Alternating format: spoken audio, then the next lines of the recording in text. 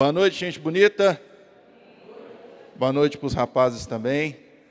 Graça e paz, gente. Que alegria estar aqui com vocês nessa noite. Pastor Tiago, sempre muito carinhoso, sempre bom ali, uma conversa antes do culto, sempre muito edificante. Aprendo muito com ele. E aprove ao Senhor nós estarmos aqui hoje para falarmos um pouco mais sobre o Evangelho segundo João. É muito interessante que muitas pessoas, quando convertem, geralmente é o primeiro livro da Bíblia que nós indicamos para a pessoa ler. Antigamente tinha até um livro separado, o Evangelho segundo João, né, assim que nós fazíamos muito evangelismo. Quem lembra desse livro? Tem ainda? Né? Tinha um moço carregando o seu filho assim na capa, não era um negócio assim?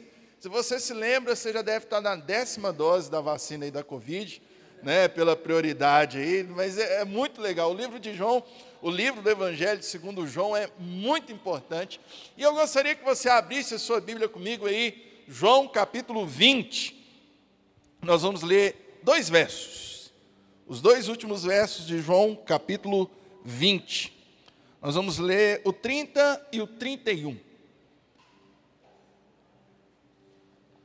Bendito seja o nome do Senhor, o nosso Deus. Evangelho segundo João, capítulo 20, versículos 30 e 31. Encontraram aí? João 20, versos 30 e 31. Diz o seguinte, na minha tradução a NVI: Jesus realizou na presença dos seus discípulos muitos outros sinais milagrosos que não estão registrados neste livro, mas estes foram escritos para que vocês creiam que Jesus é o Cristo, o Filho de Deus, e, crendo, tenham vida em seu nome. Amém? Coisa linda, né? Parece que tem uns textos assim que nem precisa a gente pregar, de tão como é que eu posso dizer, cheios de substância, sólidos, que são esses textos. Irmãos, é inevitável nós pensarmos em Jesus e não pensarmos nos milagres. É inevitável. É inevitável nós pensarmos em Jesus e não pensarmos na cruz. É inevitável. E é interessante que quando a gente fala de milagres, o Evangelho segundo Mateus, ele narra 20 milagres de Jesus. O Evangelho segundo Marcos narra 18 milagres de Jesus. O Evangelho segundo Lucas narra 21 milagres. Mas o Evangelho segundo João, ele narra apenas 7 milagres de Jesus. É uma discrepância muito grande, né? Se você pensar, a bem dizer, é 1/3 do que os outros estão dizendo. Mas João, quando fala de milagre, João nem utiliza muito essa terminologia milagre, ele usa mais sinais. O texto que nós acabamos de ler, João está falando, muitos outros sinais Jesus fez na frente dos seus discípulos. E João vai dizer uma coisa interessante: cuido eu que se fôssemos escrever todos os milagres que Jesus fez, o mundo todo não caberia de tantos livros. Agora, João está falando um negócio muito interessante. Para que serve um milagre? Para que serve um milagre? Por exemplo, eu poderia perguntar aqui nesta noite: quem precisa de um milagre? Você fala assim, levante a mão, quem está precisando de um milagre? Você fala assim, pastor, pode levantar as 2 mãos e os pés também, plantando bananeira, porque eu estou precisando de muitos milagres, e o milagre que eu estou precisando assim, é um milagrão mesmo. Vamos colocar nesses termos. Para que serve um milagre? Ou um sinal, segundo nos diz João? Eu quero te falar 2 funções de um milagre. Primeiro, ele é favor dispensado a uma pessoa ou a um grupo. Um milagre é um favor de Deus, é a manifestação da graça e do poder de Deus em favor de uma pessoa ou de um determinado grupo. O milagre muda a situação na nossa vida. Tem situações na nossa vida que só podem ser mudadas através de um milagre. Não é assim? Talvez você entrou aqui nessa noite, mas eu creio que Jesus faz milagres ainda hoje. Agora vem a segunda função do milagre. O milagre, ele é sempre didático. Ele é sempre pedagógico. O milagre sempre tem algo a nos ensinar. E o que João está dizendo? Que esses milagres de Jesus, eles são um ensinamento de quem é Jesus. E toda instrução tem uma finalidade. João deixa isso muito claro. Qual que é a finalidade desses sinais que ele registrou? Que vocês creiam que Jesus é o Cristo, o Senhor. Ok, João, você quer que eu creia nisso? Mas e daí se eu crer que Jesus é o Cristo, o Senhor? Se assim vocês crerem, vocês terão vida em seu nome. Vocês terão vida em seu nome. E vida é um termo que aparece muito no Evangelho segundo João. Eu estava conversando agora com o pastor Tiago, eu estava falando das suas férias na praia, e eu estava lembrando de uma praia que eu fui também, um lugar assim muito bonito, muito bonito mesmo. E como bom mineiro, né, gente? A gente não pode ver mar, ver praia. Eu já saí rolando a milanesa lá com as minhas meninas, fui nadar. E assim, a gente chega na praia, eu pelo menos todas as vezes que eu chego na praia com a minha família, a gente só coloca as malas assim no apartamento e já vai para a praia. Se deixar, a gente passa 24 horas na praia. Porque a gente pensa assim, lá em Belo Horizonte tem isso, né? Vou voltar para lá, deixa eu curtir o máximo possível. Pensa numa praia bonita. Aí eu conversando com um morador local, eu falei assim, gente, que privilégio morar aqui, imagina você poder vir aqui todo dia. Aquele morador virou para mim e falou assim, eu vou te falar, se eu venho na praia uma vez no ano é muito. Eu falei assim, você é louco? Você mora nesse paraíso aqui, só vem uma vez no ano. Aí ele virou e falou uma frase que nunca mais vai sair na minha cabeça. Ele falou assim, a gente acostuma. A gente acostuma. Eu fiquei pensando assim, como é que pode acostumar com isso aqui? E João, por exemplo, ele traz o texto que é o texto áureo do Evangelho. O texto áureo da Bíblia. João 3,16. Porque Deus amou o mundo de tal maneira que enviou o seu único Filho, para que todo aquele que nele crê não pereça, mas tenha vida, e tenha vida eterna. Gente, o que eu quero dizer? Esse texto é como uma praia, que a gente acostumou com ele. Mas nós precisamos relembrar todo dia a profundidade, que é João 3,16. Porque Deus tinha tudo para não amar o mundo. E assim Deus amou o mundo. E amou de tal maneira, que Jesus veio, e veio para que tivéssemos vida e vida eterna. João 10,10. Jesus falando dos líderes religiosos que vieram antes dele. Gente que olha para as ovelhas de Jesus e só quer explorar. Ele diz, o ladrão vem somente para matar, roubar e destruir. Mas eu vim, e só veio para quê? Para que vocês tenham vida e a tenham em abundância. É vida. Vocês entendam que Jesus é o Cristo. E crendo nele, tenham vida. Tenham vida. E eu quero, então, falar com você rapidamente aqui, o que esses 7 milagres que João narra, o que eles têm a ver com Jesus? E o que eles têm a ver conosco. O primeiro milagre de Jesus, a gente conhece bem, está lá em João capítulo 2, que é quando Jesus transforma a água em vinho. A gente sabe que é o primeiro milagre público de Jesus.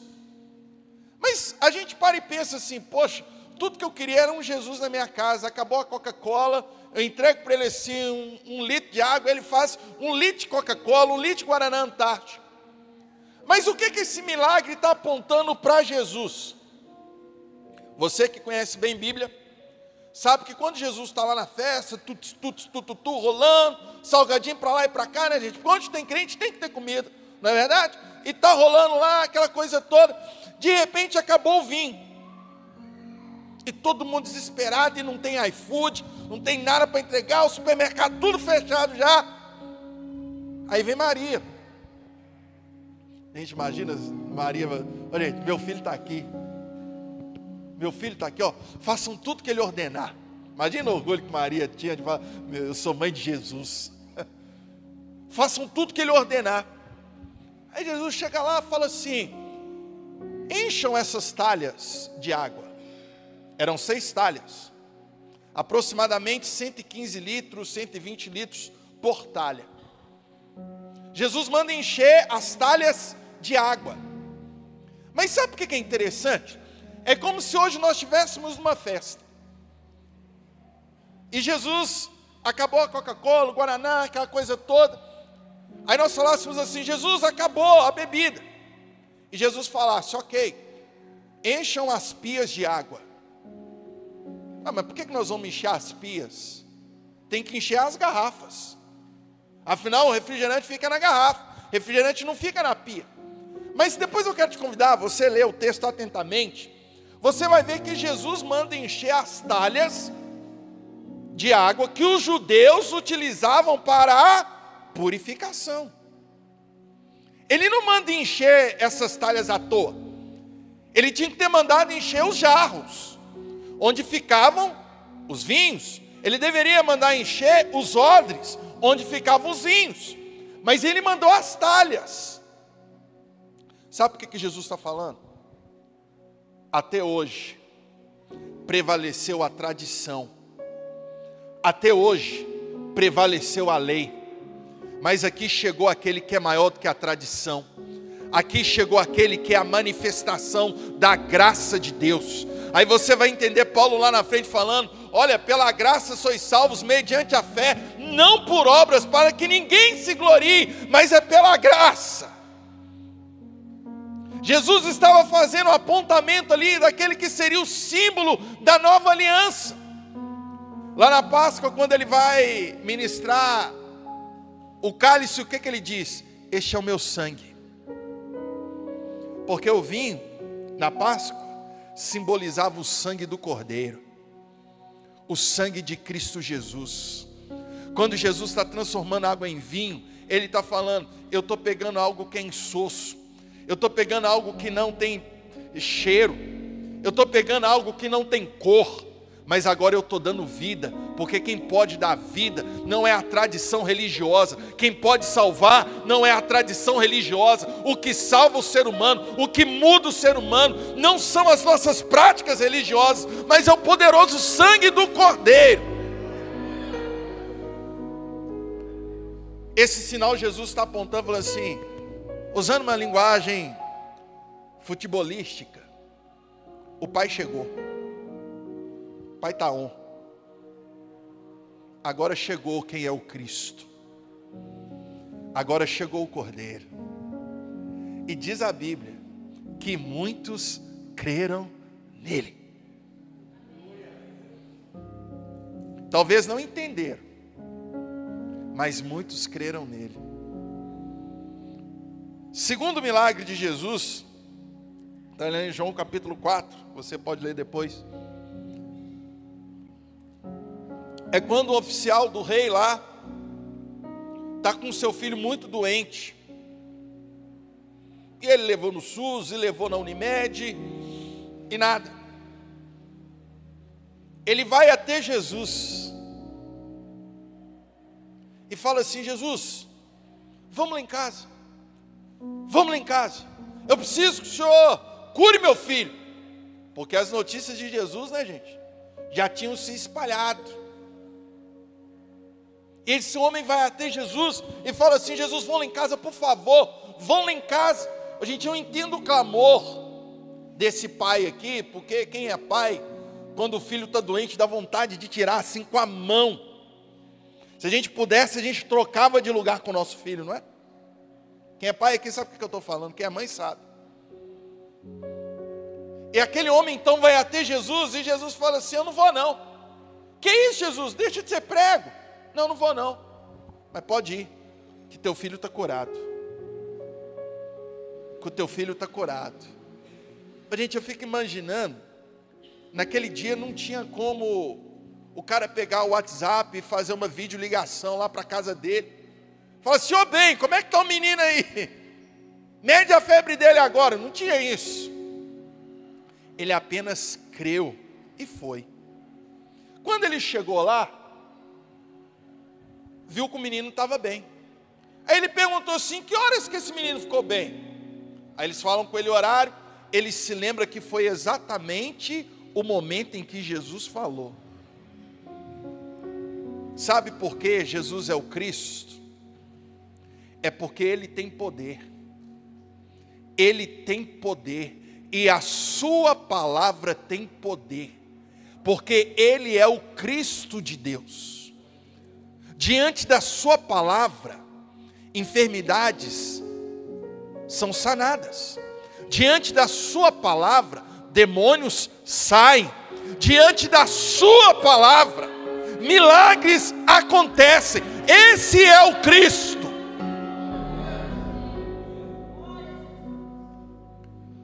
Porque aqui um servo do rei acaba se tornando servo do Rei dos Reis.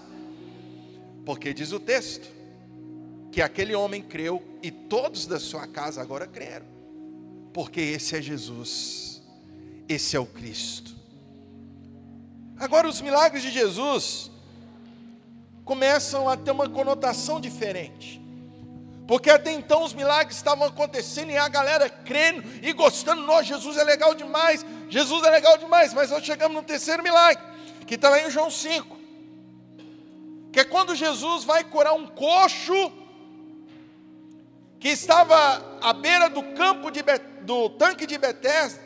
O cara era coxo há 38 anos. E tinha uma crença popular de que, tempos em tempos, algum anjo lá agitava as águas. E, como diria o outro, né? Cada um por si, Deus por todos. O primeiro que chegar leva. Agora, como é que você faz isso com um coxo? E Jesus chega para esse cara e fala assim: aqui, o que é que você está precisando? Ele falou assim: eu estou precisando que me coloque na água. Porque todas as vezes que o anjo toca na água, sempre chega alguém primeiro do que eu. Ah, irmãos, sabe o que é lindo em Jesus? É que no dia que a gente entender quem é Jesus, os nossos pedidos vão mudar. Aquele homem estava falando assim: eu preciso de levar alguém, preciso de alguém que me leve até o tanque. Ele não percebeu que a fonte foi até ele. E deixa eu te falar uma coisa aqui. Para que milagres aconteçam na nossa vida, não são necessárias fórmulas. Você só precisa de uma coisa: do poderoso nome de Jesus. E Jesus agora vira e fala assim: toma teu leito, levanta e anda. Toma teu leito, levanta e anda. Para que todos aqueles que te conheceram quando você estava deitado, agora vão te conhecer carregando a cama. E você vai dizer que Jesus foi quem te curou. Porque, irmãos, quando Jesus faz um milagre na nossa vida, a gente não carrega somente a cura, a gente carrega também um testemunho. Só que agora, sabe o que é interessante, gente? Lembra que eu falei com vocês que um milagre é uma manifestação do poder e da graça de Deus em favor de alguém ou de um grupo? Sabe por quê? Muitas vezes não é todo mundo que se alegra com o nosso milagre, não. Tem gente que é invejoso e tem gente que vai se apegar mais à religiosidade do que ao milagre. Sabe por que os caras ficam agora invocados com Jesus? Jesus nesse momento começa a perder seguidores no Instagram. Ele começa a ser cancelado. Sabe por quê? Porque Jesus curou no sábado. Os caras estão invocados. Não pode curar no sábado. Não pode curar assim. Eles precisam entender que Jesus é o Senhor do sábado. Jesus é o Senhor do sábado. E Jesus curou. Quem é esse que faz com que os coxos andem? Ele é Jesus Cristo de Nazaré. Ele é Jesus o Cristo. Terceiro milagre. Agora chega o quarto milagre, que ele está lá em João 6. Irmão, se tem um milagre que nós crentes gostaríamos de vivenciar, é esse aqui. Por quê? Jesus multiplicou a comida. Jesus faz a multiplicação dos pães e dos peixes.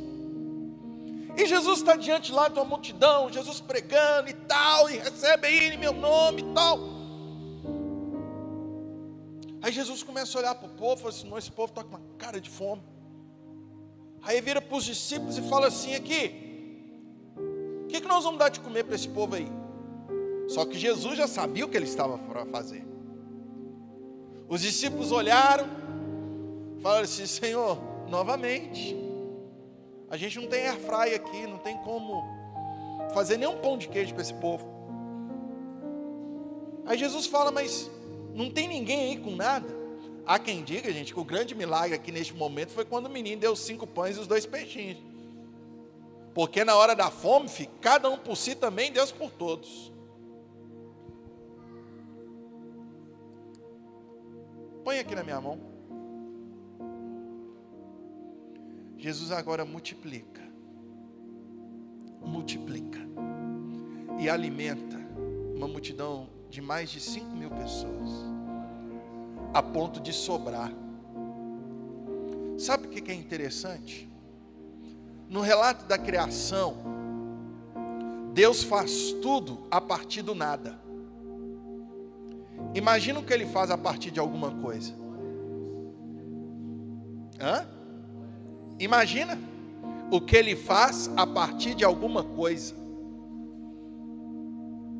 Jesus está falando assim: pode colocar na minha mão, que na minha mão você nunca perde, você multiplica. Mas quem é esse multiplicador? Ele é Jesus, o Cristo. Ele é Jesus o Cristo. Aí agora Jesus perde ainda mais seguidores. Sabe por quê, irmãos? Todo e qualquer milagre que Jesus possa te fazer experimentar não se compara ao que Ele é. Porque Jesus agora começa um grande discurso. A galera vai atrás dele, porque descobriu esse cara e multiplica pão e peixe, vamos atrás dele. E Jesus começa um discurso: seus pais comeram maná do deserto, mas o maná não se compara. Eu sou o pão vivo que desceu do céu. Você vai comer esse pão, você vai tornar até fome. Amanhã você precisa voltar na padaria, mas eu sou o pão vivo que desceu do céu. E quem não experimentar de mim não tem parte comigo. Novamente os caras ficam invocados, fica bravinho com Jesus, faz beicinho e começa a voltar. E sabe de uma coisa, querido? Deixa eu falar algo aqui. Jesus não vai ficar atrás de mim, de você, mendigando a atenção. Ele virou até para o G12, falou assim aqui: Você quer saber? Parada é essa mesmo. Se vocês quiserem ir embora também, vai. Passa ali no RH, acerta as contas com Judas, depois vai ser mandado embora também. E pode caçar o rumo da sua casa. Aí vem a célebre frase de Pedro: para onde iremos nós? Se só tu, somente tu, somente você, Jesus, tem as palavras de vida eterna. E quem é esse, o pão vivo que desceu do céu? Ele é Jesus, Ele é o Cristo. Muita gente já não seguia Jesus. Agora vem o quinto milagre. João capítulo 6, a partir do verso 16. Esse é o único milagre, é o único, que os outros evangelistas vão narrar também. Todos os de João são exclusivos, mas esse é o único. É o episódio em que Jesus anda sobre as águas. Porque, irmãos, para experimentar milagre a gente precisa ter fé. Pedro, o sempre atirado do Pedro, viu Jesus assim, né? Estava meio embaçado. Aí Pedro falou assim: se é o Senhor mesmo, me manda que eu vá até contigo. Irmão, em 2019, eu tive o privilégio, não é nem privilégio, não, o privilégio de ir lá em Israel. Caravana lá com o pastor Jorge. Aí eu brinco com todo mundo que eu dividi a minha viagem em 3 partes. A parte sociológica, cultural, a parte teológica e a parte das experiências pessoais. E eu lembro de uma experiência que eu tive, isso aqui não é padrão para ninguém, mas foi a minha experiência. Lembra que a experiência ela é didática? Nós fizemos um passeio de barco lá no Mar da Galileia, onde aconteceu isso aqui. E eu lembro que nesse dia estava chovendo e ventando muito. Eu falei: sangue de Jesus tem poder. Isso quer experimentar o milagre assim ao vivo, né? Não, e assim, a gente só tinha noção de como que o negócio estava ruim por conta dos outros barcos. Parece que eu estava cantando assim: nós trupica, mas não cai. Eu falei: sangue de Jesus tem poder. Mas um vento, você não tem noção. Aí nós tivemos um culto assim no barco. Aí eu fui fazer uma oração, eu me afastei da turma assim. Era um momento que eu tinha que tomar uma decisão muito importante na minha vida. Aí eu fui orar. Você já teve aqueles períodos de oração assim, que parece que você está trocando uma ideia com Jesus? Parece que você abraçou assim, sabe o que é? Já teve? Eu tenho vários desses. E naquele dia foi um desses momentos. Parecia que assim, que eu estava abraçado com Jesus, trocando ideia. Pois é, né, senhor? O senhor sabe aí a decisão que eu tenho que tomar, tal. E aí, o que o senhor acha? Gente, é como se Jesus virasse para mim e falasse assim: anda. Anda. Eu vou andar onde, Jesus? Na água. Vai lá, vai o senhor querer que eu vire meme, né? Porque todo mundo hoje é um cinegrafista, né, gente? Imagina, pastor morre afogado em... Aí Jesus, como se Jesus falasse assim comigo: anda. Eu trocando ideia com Jesus, eu falei: não vou andar não. E ele me perguntou: por que não? Eu falei: porque eu tenho medo. Medo de quê? Eu tenho medo de afogar. Sabe o que Jesus me falou naquele dia? Barco também afunda. Barco também afunda. Às vezes a gente quer construir a nossa vida sobre as certezas que esse mundo nos dá. Porque o que nos faz andar sobre as águas é a palavra dele. Não tem barco que nos sustente nessa vida como a palavra dele pode nos sustentar. os barcos, muitos afundaram lá no mar da Galileia.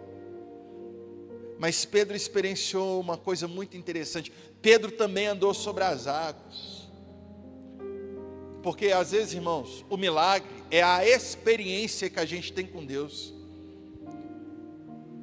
E experiências que são transformadoras. Porque Pedro, em determinado momento, está afogando. Você acha mesmo que Jesus ia falar assim: bem feito, miserável, incrédulo, morre afogado? O que é que Jesus faz? Estende a mão. Porque milagre não é só sobre poder. Milagre é também sobre misericórdia. E quem é esse que anda sobre as águas e faz com que outros andem sobre as águas? Ele é Jesus, o Cristo. Ele é Jesus, o Cristo. Agora vem o sexto milagre. Está lá em João capítulo 9. O que tem aqui?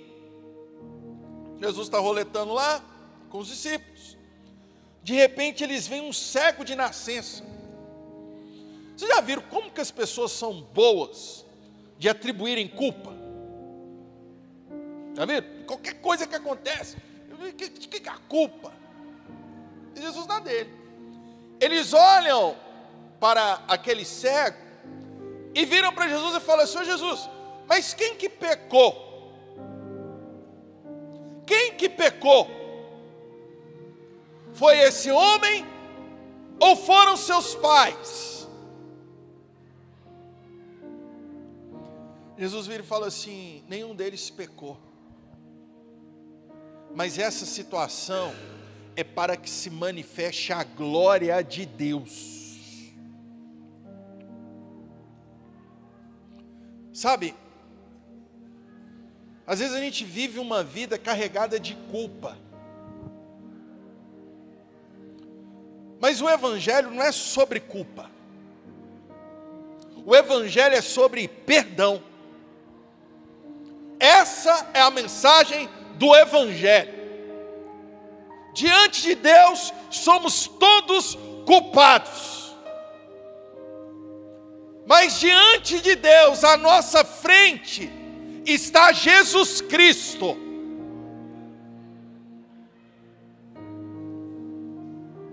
E deixa eu te falar uma coisa aqui nessa noite, no nome de Jesus. Há situações na nossa vida que são um reflexo dessa nossa natureza pecaminosa. Mas quando Jesus entra, gente, eu falo uma coisa. Eu prego o Evangelho por um motivo. Porque eu creio que Deus muda a vida das pessoas. Por isso que eu prego. E aquele menino agora cego de nascença, a partir de um encontro com Jesus, ele agora vê. Ele agora vê. Porque milagre, irmãos, não é um ato exibicionista da parte de Deus, mas é a manifestação da glória dele, do seu poder. E eu oro nessa noite no nome de Jesus para que situações que já estão sentenciadas pelas pessoas, nessas situações Deus irá manifestar a sua glória e o seu poder.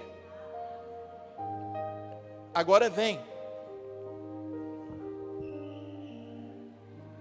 o sétimo milagre, está em João 11, que é quando Jesus ressuscita Lázaro. Maria e Marta, quando Jesus chega, na verdade elas mandam mensagem no WhatsApp lá de Jesus, falam assim: Jesus, o seu amigo, nosso irmão está doente. E Jesus fala assim: não, tem mais 2 diárias no Airbnb aqui, vou ficar. E Judas morre. Lázaro morre, Judas. Estou querendo matar Judas aí, ó. Lázaro morre.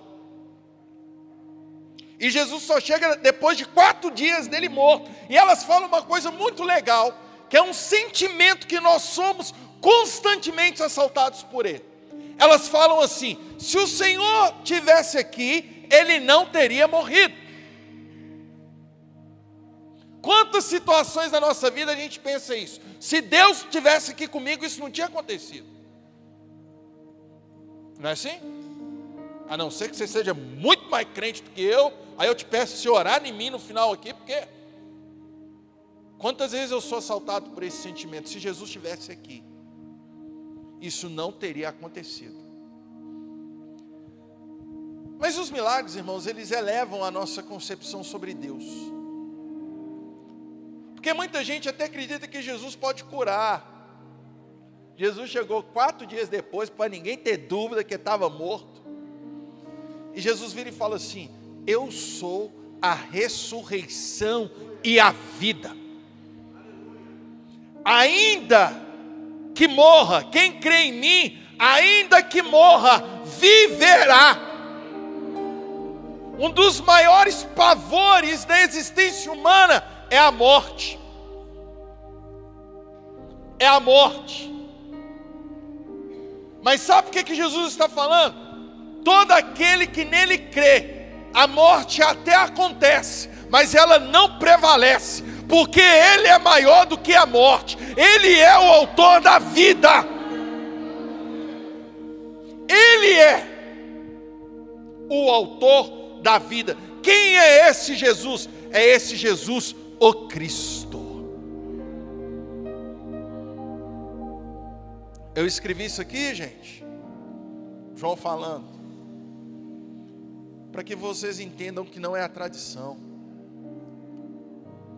para que vocês entendam que as situações não são determinantes,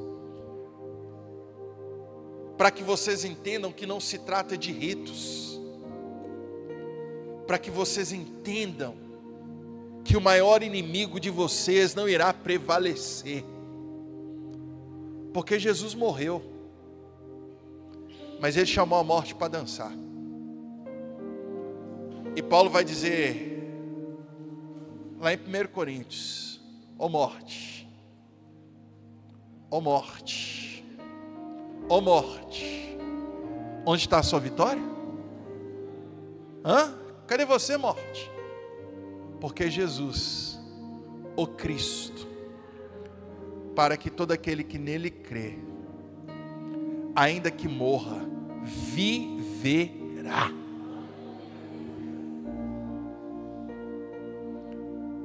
E eu caminho aqui para o final.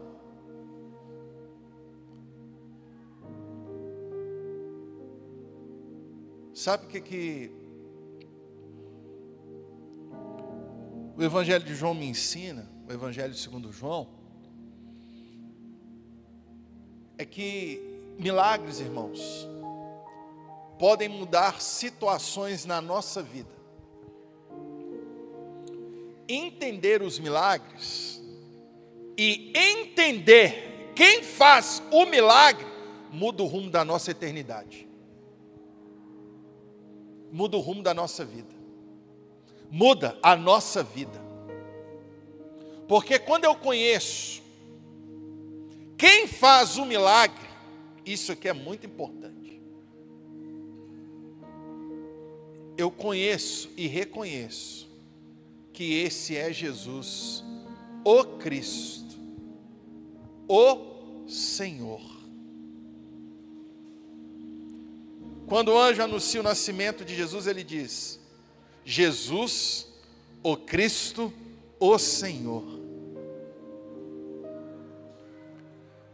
Quando eu entendo quem é Jesus, aquele que faz o milagre, não se trata somente de poder, se trata de senhorio.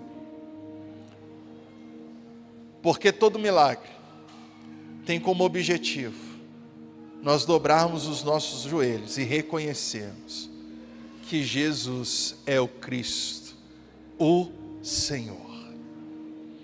Eu quero orar com você nesta noite. João está falando assim, isso aqui foi escrito para que vocês creiam. Se você voltar um pouquinho no texto que eu li aqui no início, você vai ver que tem aquela experiência de Tomé, né? Olha, eu não vou crer se eu não tocar nas feridas. Ok, Tomé teve a experiência dele, mas Jesus fala uma coisa. Bem-aventurados os que creram e não viram.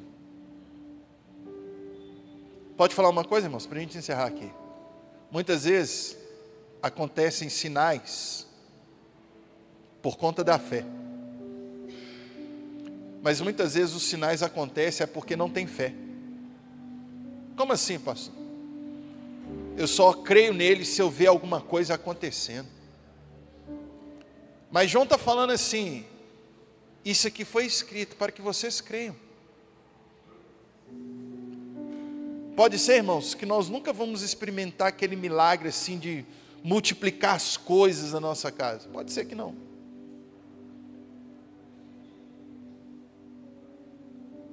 Mas onde está a nossa fé?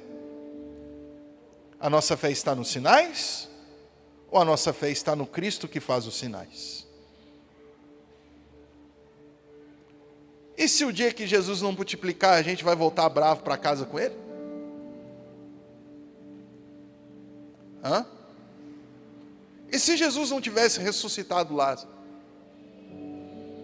Faz 3 meses que eu enterrei meu pai. Jesus não ressuscitou meu pai, não. Mas eu continuo crendo que Ele é Jesus, o Cristo. Você pode se colocar de pé? Eu quero orar com você. Quem é esse? Quem é esse que o mar e o vento lhe obedecem? Quem é esse que os demônios lhe submetem? Quem é esse? Ele é Jesus, o Cristo. É muito engraçado, gente. João vai dizer que Jesus fez tantos milagres. Mas esses 7 aqui já são suficientes para vocês crerem, viu, gente? É como se João estivesse falando assim, se você não crê, a partir desses 7 aqui eu desisto de você. Feche seus olhos. Não se trata somente sobre receber o milagre. É conhecer, é entender quem é o que está fazendo o milagre. Irmãos, milagres não têm sentido na nossa vida se nós não reconhecermos que Jesus é o Cristo, o Senhor. Deus, em nome de Jesus Cristo, nesta noite nós estamos diante do Senhor, aprendendo um pouco mais a sua palavra. O que foi escrito é para que creiamos que Jesus é o Cristo. Ó Pai, que esta verdade esteja cravada nos nossos corações, nos dias bons, nos dias maus, que essa verdade seja o fundamento da nossa fé, que Jesus é o Cristo, e através dele, nós somos feitos filhos e filhas de Deus, e através dele, nós nos tornamos co-herdeiros, discípulos, servos. Eis aqui as nossas vidas, Senhor. Eis aqui as nossas vidas. Porque não se trata apenas de sinais. Se trata de um relacionamento, de conhecermos e reconhecermos que Jesus é o Cristo. Que essa seja, de fato, a base da nossa fé. Assim nós oramos em teu nome. Amém e amém. E que Deus te abençoe no nome de Jesus.